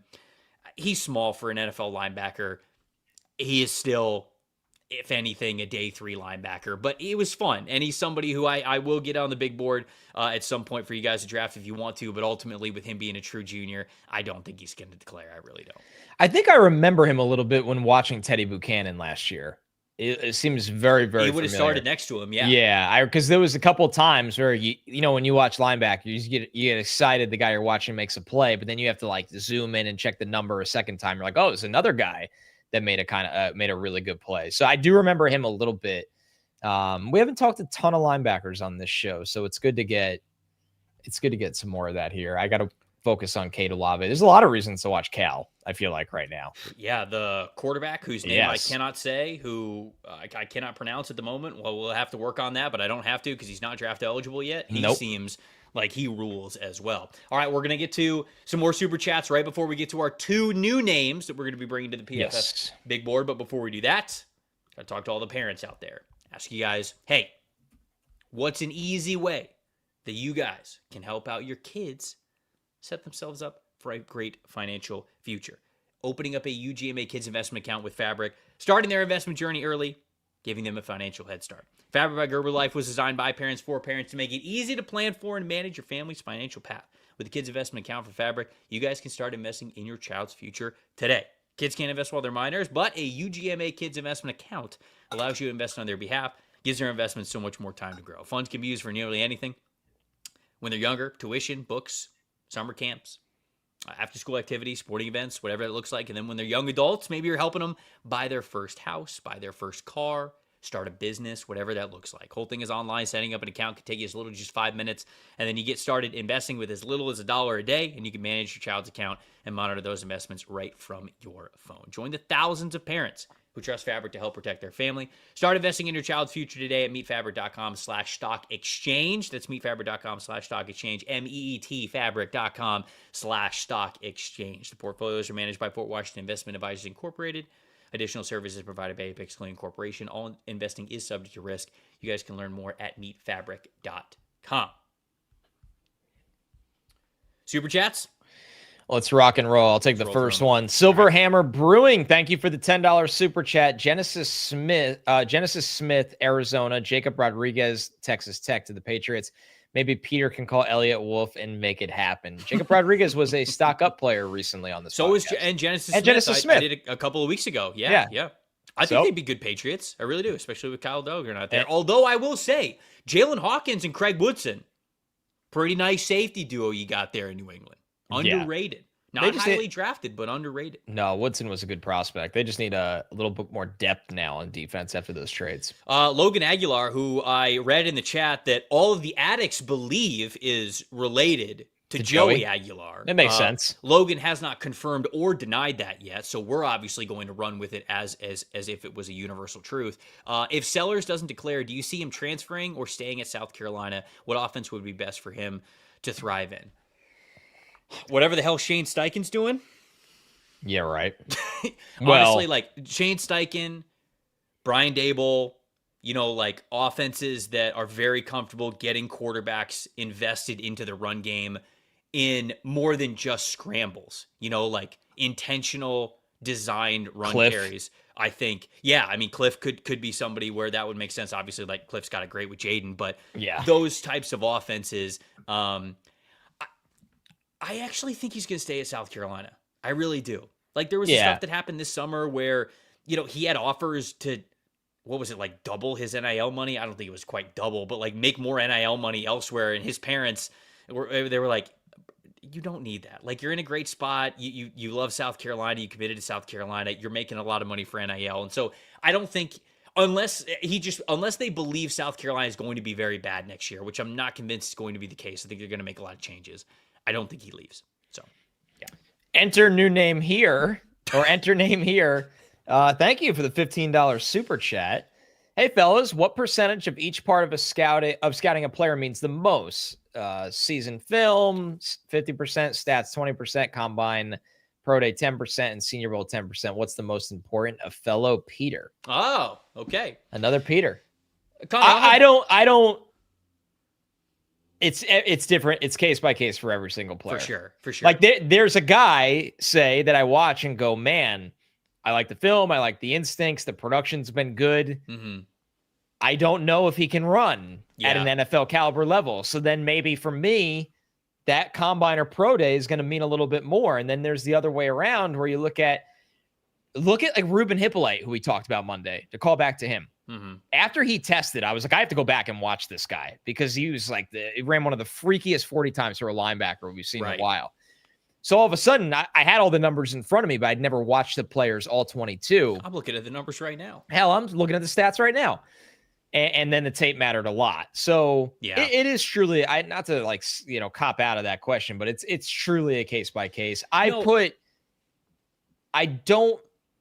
try to be careful with how much I put into all-star games. I really do. Yeah. That's a dangerous trap that early in my career I weighed too much on and I've scaled back.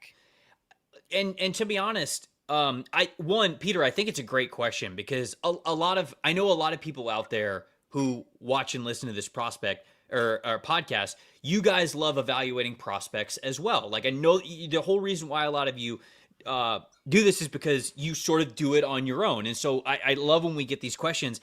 And I think my answer to that question would be, it's not really as segmented as sort of and not to say it's a bad question, because I think it's a great question that a lot of people would ask the same. But like, for example, the combine and the pro day, you have to see the combine and the pro day in the film.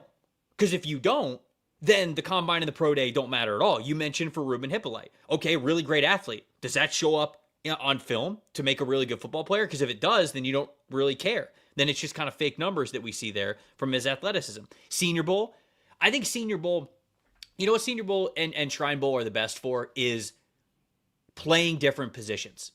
Playing snap in offenses or defenses that you didn't play in college. Yep. So like that's sort of the point of all-star games. And then like stats, even stats, we say this at PFF all the time, like you've got to be able to marry the stats in the film. You have to be able to take the stats that you see from a numerical standpoint and watch it come to life on the film. So to answer the question, the answer is actually 100% film. Like that's my answer to the question. And then the little pieces of affirmation that you get throughout the draft season really just has to point back to the film. Were you super fast at the combine? I better see you super fast on tape in a meaningful football way. Right. Were you able to be versatile at the Senior Bowl? I better be able to see signs of that when you played an actual football game. You know, like, did you have a super high passers win percentage when guys were in true pass sets? I better be able to see that on the film and you winning cleanly and you winning quickly in ways that are impactful. That would be my answer to that question. I like it. Dante, $20 super chat says, just throwing up my support to you legends. Dante. We appreciate it, Dante. Thank you. Ty saying, have you guys heard of or watched Drew Mestemaker from North Texas? North Texas going off, aren't they? Well, their offense is always sick. He's got a super interesting story. Didn't play a single snap of quarterback in high school, and now he's leading the country in passing yards. Well, got to pay attention to him. He was I don't think he's eligible yet. I think he's only a redshirt. Okay. He's a redshirt freshman. But he was a punter and safety in high school and had to walk on. Love the versatility of punter and safety. And now he's statistically one of the most productive quarterbacks in college football. So that man, the ball was snapped. He punted it as high as he possibly could in the air. And he just took off like a heat-seeking missile. Immediately, the safety kicked in. The second the ball left his foot, I'm Brian Dawkins now. Predator instinct. I pray to the Lord Almighty that you do not put your hand up and wave it. Because if not, I'm coming for your soul. I love that. And now he's just chucking that thing around the yard. Oh, man, that's the good stuff. Ty Kendall, thank you for the $10. Oh, that was the Drew one. Yeah, that was Jaron, none cares. Okay. Thank you for the super chat. Drake May. Very nice. I've never agreed with it more. Very good. I love it. Rodney, $5 super chat. I only scout G5 guys ahead of the draft. That's a real ball knower. I like your style. And we need to have a discussion about Evan Simon. Going to be a thin quarterback draft with certain guys returning. Watch out. Who's he play for? I'll watch out. Rodney, let us know. Evan Simon. I mean, I could Google this, but I will just so we can shout out for the Addicts. Temple. I don't think that's the first time we've been asked about Evan Simon, so I will have to watch. All right. Chase Davis, thank you for the $10 super chat. Jackson Dart and Drake May. All right. We're getting a couple of Jackson Darts in there. Yep. All right. Yep. Kyle, $5 super chat. About to lose service on my way home from work. Can't wait to have Connor and Trev's face frozen on my phone for the next 20 minutes. Love that. At least it's not my internet this time. Hal Shallow, thank you for the $5 super chat. Carter, we got two from him here. Carter Smith, offensive tackle, Indiana, has a pass blocking grade in the 90s. What do you think about him? I've seen him blow up in our system. Yeah. I've watched a ton of Indiana, but you know why I've been watching the Indiana offense. So, what? Who? Fernando Mendoza? Yeah. Brother, hold on. Wait. Don't say that so insulting. I acted like you were an idiot there. We got the Mendoza. Yeah, why don't you take it easy, champ? I take it back, buddy. Yeah, why don't you take it easy, pal? It was a big dog mistake by me. We got the Mendoza. We got Omar Cooper Jr. We got Elijah Surratt. Yeah, Surratt's a good call. Yeah. And also, Hal, to your super chat answer, I like Carter Smith coming into the season. I don't think he has the length to play offensive tackle at the NFL. I'd love him at center. I've thought from the very beginning he'd be a really good convert to center, so I would love to see him at center.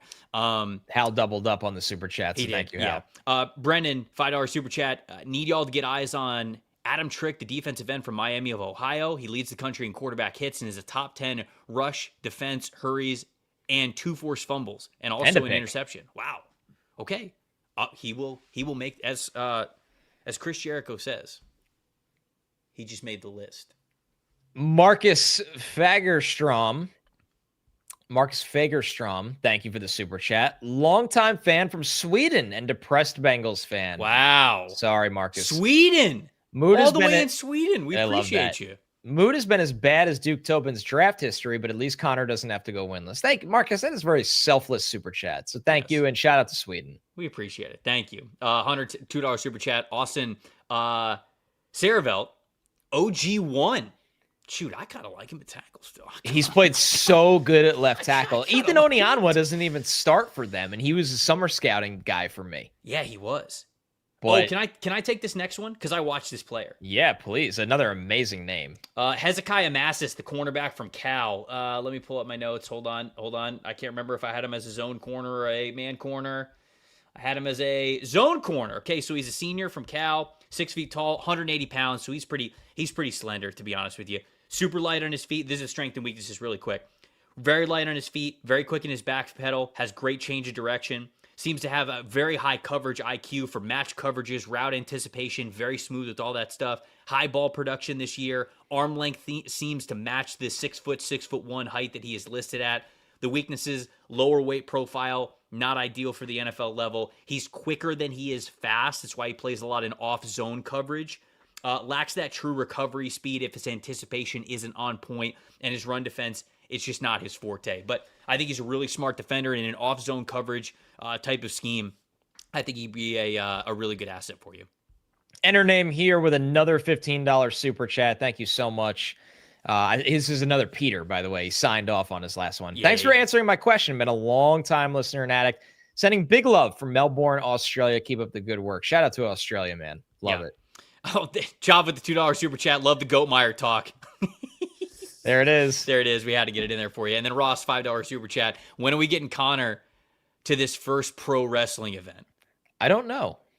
Have you ever been to have you ever watched wrestling like live in person? I've never been to anything, WWE, a house show, nothing. I walked into a bar outside of Tampa, Florida once. And WWE broke out? And there was a live wrestling event going on. Oh my God, it's the most Florida thing of all time. And I walk in the door, and to the right is it's kind of like a mini ring. It wasn't like a full ring, but it's like a tables, mini ladders, ring. and chairs is to your right. There's basically happy hours left. There were just TLC matches to two rows of metal chairs around each side of the ring. There were probably like 25 people there, and they were getting rowdy, peanuts, beer going all over the place. And yeah, I mean, it was we weren't there that long. We were just popping in, but it was actually pretty fun. That's amazing. I think if the Royal Rumble was ever in the tri-state area, that would move the needle for me. I would love to go to the Royal Rumble. I feel like it is, right? I think they changed. They changed. Like, they've had WrestleMania, obviously, at MSG a couple times. Yeah, I'm definitely due. It's something MSG would be sick. Yeah. It's something I've never done. The tough thing is, I know you're the same way. I don't keep up in this era at all. It's been so long, so I know so few people. But I still would have a hell of a time. It'd be awesome. Imagine living above that bar and it's just Hell in a Cell Thursdays. You're studying for a test on Tuesday night, and the hardcore title is on the line. I can't do my homework because somebody got thrown onto a pile of tacks again. Oh my God. Unbelievable. Okay, let's do the two new names before we get out of here. I'm dead, dude. They should make that an Airbnb. That would be the good move. My.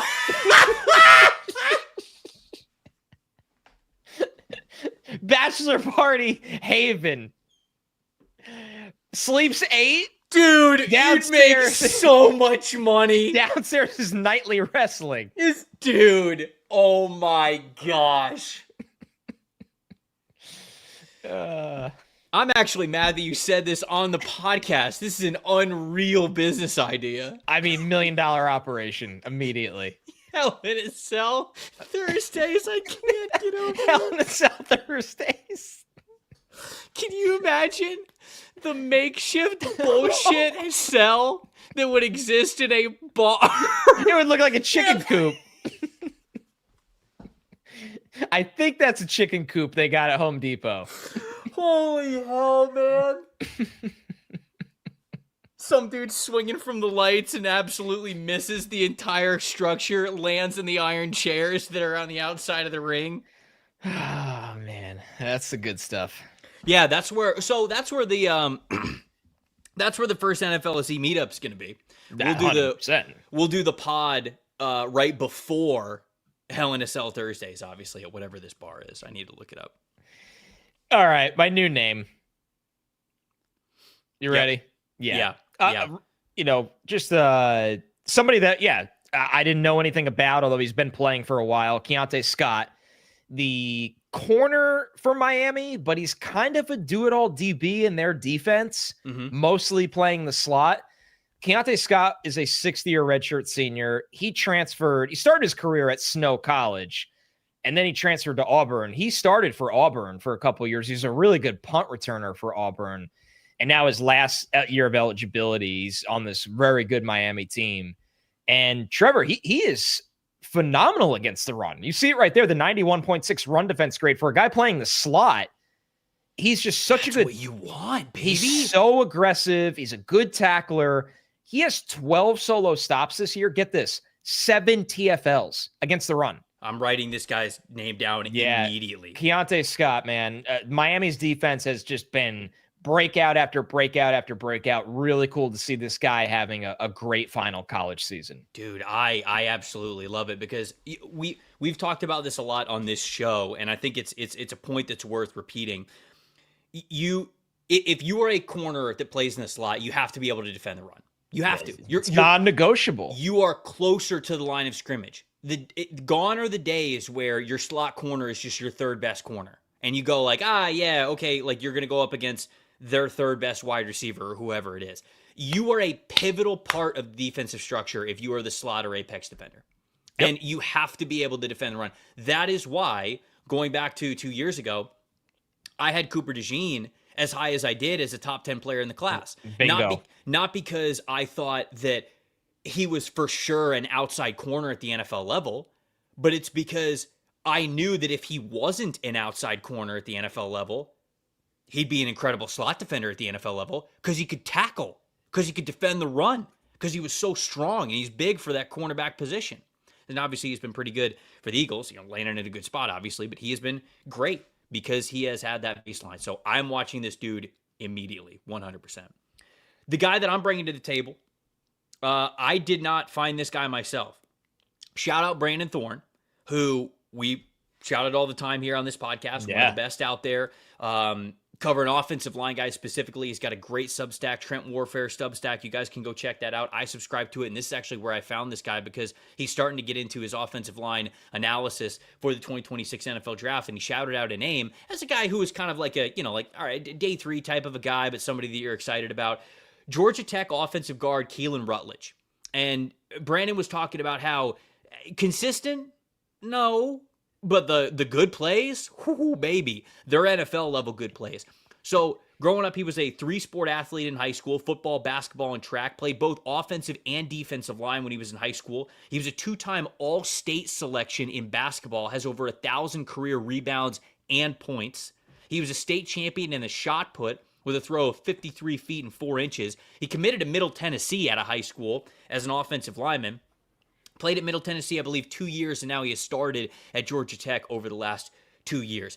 This dude's big. You see it there, 6'4", 330 pounds, and he plays like it. He is a downhill run game, man and gap scheme type of an offensive lineman that wants to move you off the ball. And when he gets you in between the shoulder pads, he absolutely wants to bury you outside of the play. The strengths, I'll just go through strengths and weaknesses again for him because he is in the PFF big board, and you could draft him in the mock draft simulator if you guys want.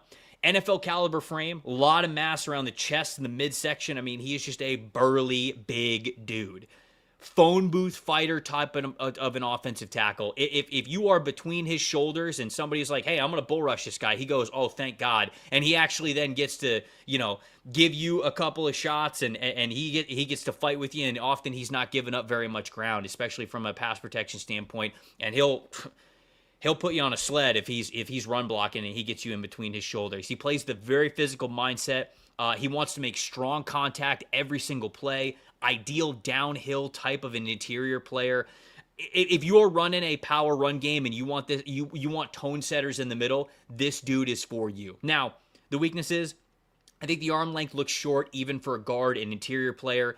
He's got a tendency to overrun his landmarks or just where he should be to stay in front of pass rushers, and a lot of times they can go into his inside shoulder and beat him easily that way.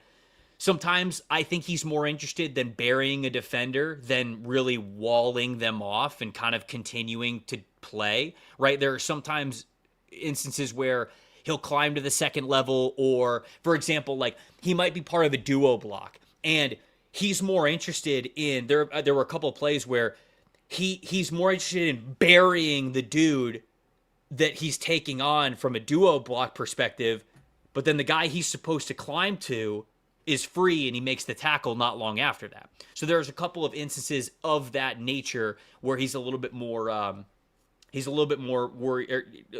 focused on burying dudes instead of maybe making another block or walling guys off and climbing to the next level, which I would like for him to be a little bit more conscious of. He's a bit tight and slow out of his stance as a puller. So on, counter plays, it takes him a little bit to get out of his stance and really fire and get on the move.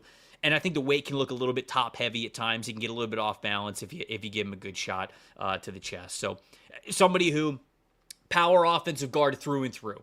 And if he continues to develop, I think he's got the power profile to be able to be a starter at the NFL level, but he's got to round out his game and he's got to mitigate some of those mistakes. But a fun player in Keylan Rutledge, the offensive guard from Georgia Tech. I'm putting him in the sheet, man. Just that big burly build with the nasty demeanor. That's a great foundation to start with. Yeah, absolutely. Keegan in the chat said, Keylan, hell in a cell, Rutledge. I mean, yep. You can't wrap up the podcast any better. The glass case of motion Rutledge. Last couple of super chats here from you guys. Brandon, $5. He said, I'm terrified of the day when Trevor laughs so hard on the podcast, he falls out of his chair. I hope that day comes because that just means that I'm enjoying the hell out of the show, which I always do. Thoughts on Jair Hill from Michigan? I think I watched him at the beginning of the year, but I don't have thoughts off the top of my head. So he's had one of the weirder seasons in the country. We've had Michigan a couple of times. Okay. He's 6'2", so he's got good size. He's pretty physical in coverage. He almost gets he gets grabby, but he's more just trying to disrupt routes. Trevor, in our system, he has 4 dropped picks. So I watched them. And I saw a couple of them live during a broadcast. 3 of them are legitimately he could have had multiple pick sixes. And he makes so many plays on the ball. I think he has 8 forced incompletions, which is the positive. He makes great plays on the ball. He's just always so close to having the game-changing play, and he just hasn't finished them. Okay. All right. Well, but he's a 20-year-old prospect, so he's got time to really become a high-end player. Northside Coop said, $5 super chat. We appreciate you. Said, just join the Addicts. Love to have you. Welcome to the family, my friend. Hell yeah. You're in. He said, was at the Rutgers game, and Ethan Kaliak-Manis looked fantastic. This past week, did he? I didn't see anything from Rutgers this past week. Yeah, I haven't watched his tape from this week, but his stuff. I mean, you know how much I loved him. The stuff at the beginning of the year was pretty great. It really was. Yeah, I mean, appreciate stat line against Purdue, pretty flawless. Appreciate all you guys. Oh, Rodney, for the $2 super chat, clarifying, Evan Simon plays for Temple. 21 touchdowns, 0 interceptions. My goodness. Love to see that. Welcome to the crack den.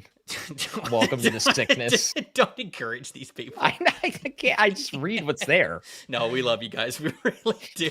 These people. Anything you put on that chat, Burgundy will read. I will read it. Thank you guys so much for joining us here on this latest episode of Stock Watch. You make these a lot of fun. If you want to follow the show on social media, keep the party going at NFLSC Show on Instagram, on Twitter, on TikTok. You follow us at Tampa Bay Trey, at Connor J. Rogers as well. Monday, Probably fixing another franchise. Yeah. I gotta think we're probably fixing another franchise. Appreciate all the love that you guys gave on the topic that we had on Monday, which was the best and worst early returns that we have for the NFL draft. But I feel like we got to get back to fixing a franchise because we're gonna have a couple that we really need to get to before we really dive into draft season. So probably fixing a franchise here. Might depend on what the Jets and the Dolphins do. The Jets are on a bye. Oh. The Dolphins play Thursday night, and they are 7.5-point underdogs to the Ravens. It might be time. Could be the Dolphins. It might be time. This take could age horribly. When I saw that line, I'm like, damn, 7.5 points. Like Miami's, they're playing better. I don't hate it. And I was like, trap line, Ravens. Yeah, I don't hate it. Trap line, Ravens. I'm taking the Ravens. Yeah. But we'll see. Yeah, we'll see. So I think it'll be a fixture franchise. 85% sure it'll be a fixture franchise. But we would love for you guys to join then. Obviously, if you guys are still watching and you're not subscribed, we would love for you to subscribe and be a part of the Addicts. We have a lot of fun here on the show. Hopefully you guys do as well. We'll obviously keep it going all throughout draft season. We will see you guys again at 4:30 p.m. Eastern time on Monday. At the wrestling bar. But of course, if you guys want to get in on the chat early, it opens up at 4:15, so then you can yell at us about being late, even though we're not late. Love you guys. Enjoy college football. Enjoy NFL football. We'll see you on Monday. For Connor Rogers, for Tyler Cook, Behind the Glass, I'm Trevor Sikkema saying thank you guys so much once again for watching, and we'll see you then.